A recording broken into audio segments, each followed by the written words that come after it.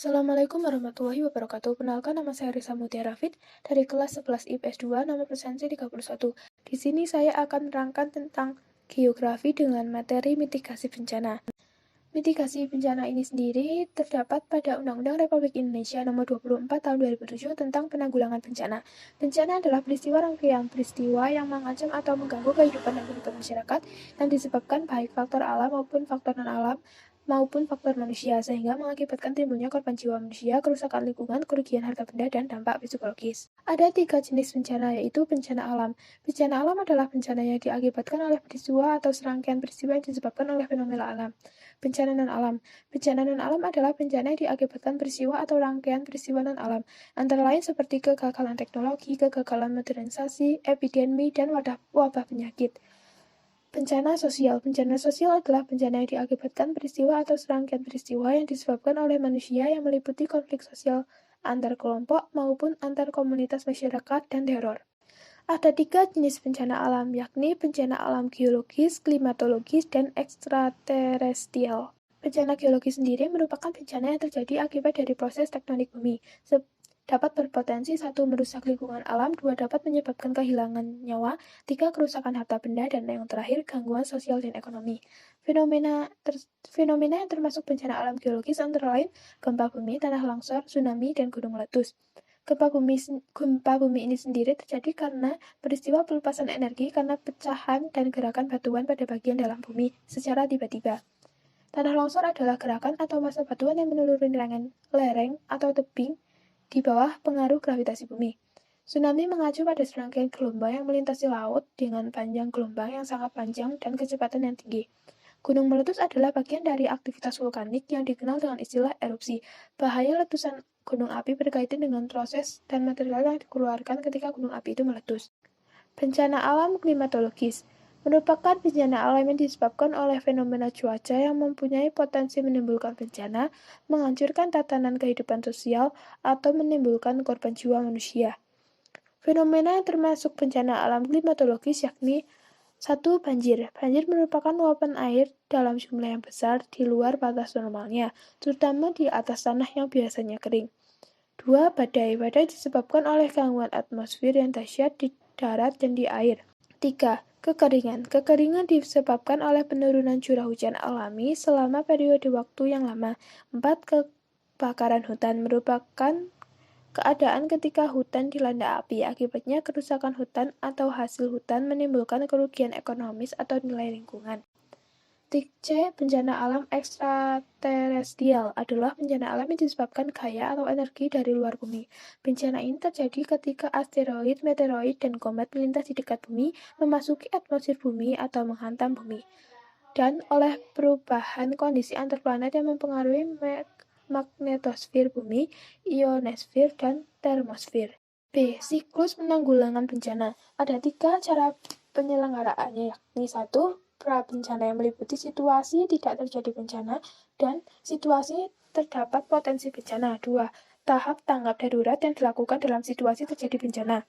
3. Pasca bencana yang dilakukan setelah terjadi bencana. Ini merupakan skema rancangan penanggulangan bencana.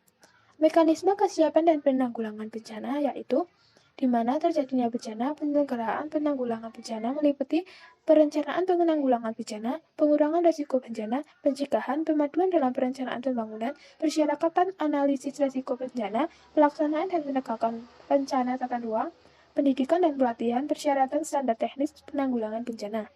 Tahap pra-bencana ada 3, yaitu kesiagapan, 2. Peningkatan dini, dan 3. Mitigasi bencana. Tahap tanggap darurat adalah serangkaian kegiatan yang dilakukan dengan segera pada saat kejadian bencana untuk menangani dampak buruk yang ditimbulkan. Tanggap darurat bencana meliputi kegiatan penyelamatan dan evakuasi korban, harta benda, pemenuhan kebutuhan dasar, pelindungan, pengurusan pengungsi, penyelamatan, serta pemulihan prasarana dan sarana. Pasca bencana. Pasca bencana merupakan tahap di mana meliputi rehabilitasi dan rekonstruksi. Mekanisme penanggulangan bencana terbagi dalam 3 tahap, yaitu 1. Pada saat pra-bencana, fungsi BPBD, yakni bersifat koordinatif dan pelaksana.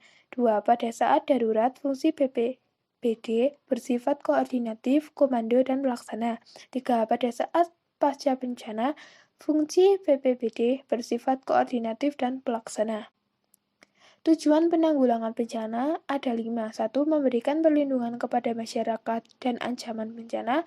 2. Menyelaraskan peraturan perundang-undangan yang sudah ada. 3. Menjamin keterselenggaraannya penanggulangan bencana serta terencana, terpadu, terkoordinasi, dan menyeluruh. 4. Menghargai budaya lokal. Dan yang terakhir, membangun partisipasi dan kemitraan publik serta swasta. C. Persebaran wilayah rawan bencana alam di Indonesia. Kondisi geologis Indonesia yang berada pada pertemuan lempeng Indo-Australia, lempeng Indo-Eurasia, dan lempeng Pasifik yang diikuti oleh kerusakan lingkungan menimbulkan potensi rawan bencana di wilayah Indonesia. Persebaran wilayah rawan bencana di Indonesia dapat dilihat dari peta indeks rawan bencana sebagai berikut. Perhitungan indeks rawan bencana Indonesia (IRBI) merupakan suatu perangkat analisis kebencanaan yang membentuk indeks yang menunjukkan riwayat nyata kebencanaan yang terjadi dan menimbulkan kerugian. Ini merupakan contoh provinsi dengan ancaman bencana alamnya. Di lembaga-lembaga yang berperan dalam penanggulangan bencana alam, pemerintah pusat bertanggung jawab. Pemerintah dalam penyelenggaraan penanggulangan bencana meliputi hal-hal berikut. A. Pengurangan risiko bencana dan pemaduan penggunaan risiko bencana dengan program pembangunan. B. Meliputi masyarakat dari dampak bencana alam. C. Penjaminan pemenuhan hak masyarakat dan pengungsi yang terkena bencana secara adil dan sesuai dengan standar pelayanan minimum. Lembaga-lembaga yang berperan dalam penanggulangan bencana yakni ada 2, yaitu pemerintah pusat dan pemerintah daerah. Ini merupakan contoh lembaga-lembaga yang berperan dalam penanggulangan bencana. Penanggulangan bencana alam meliputi edukasi, kearifan lokal, dan pemanfaatan teknologi modern. Penanggulangan bencana alam melalui edukasi, yakni pendidikan kebencanaan, dapat dilakukan melalui kegiatan pendidikan formal maupun informal. Terkait dengan hal ini, pada Rencana Nasional Penanggulangan Bencana 2010-2014 telah direncanakan adanya implementasi kesiagapan bencana di sekolah atau madrasah. Penanggulangan bencana alami melalui kearifan lokal. Kearifan lokal adalah kekayaan budaya setempat yang mengandung kebijakan hidup, pandangan hidup yang mengkoordinasi kebijakan dan kearifan hidup. Beberapa kearifan lokal yang berperan dalam penanggulangan bencana antara lain Subak Bali, Nyabuk Gunung Jawa, dan Semong Aceh. Penanggulangan bencana alam melalui teknologi modern. Contoh teknologi modern dalam penanggulangan bencana antara lain 1. Teknologi modifikasi cuaca yang diterapkan untuk penanggulangan bencana asap, kebakaran lahan, dan hutan. 2. Sistem Indonesia Tsunami Earth Warning System untuk mendeteksi ada atau tidaknya gelombang tsunami. F. Partisipasi masyarakat dalam mitigasi bencana alam di Indonesia, yakni hak setiap anggota masyarakat adalah sebagai berikut. A. Menetapkan perlindungan sosial dan rasa aman khususnya bagi kelompok masyarakat rentan bencana. B. Mendapatkan pendidikan, pelatihan, dan keterampilan dalam penyelenggaraan penanggulangan bencana. C. Mendapatkan informasi secara tertulis atau lisan tentang kebijakan penanggulangan bencana. Dia berperan serta dalam perencanaan, pengoperasian, dan pemeliharaan program penyediaan bantuan pelayanan kesehatan, termasuk dukungan psikososial. Partisipasi dalam pengambilan keputusan terhadap kegiatan penanggulangan bencana, khususnya yang berkaitan dengan diri dan komunikasinya. F. Melakukan pengawasan sesuai dengan mekanisme yang diatur atas melaksanakan penanggulangan bencana. G. Setiap orang yang terkena bencana berhak mendapatkan bantuan pemenuhan kebutuhan dasar. H. Setiap orang berhak untuk memperoleh ganti rugi karena terkena bencana yang disebabkan oleh kegagalan konstruksi.